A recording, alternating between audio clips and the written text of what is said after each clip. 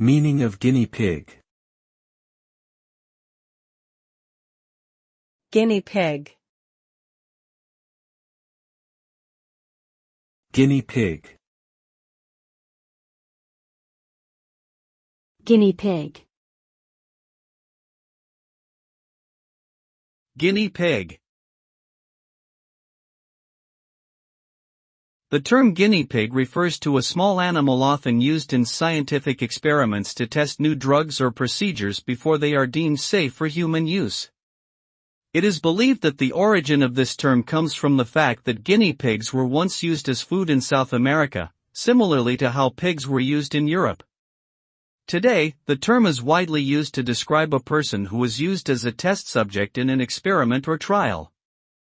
The use of guinea pigs in experiments has contributed to the development of many important medical treatments and technologies.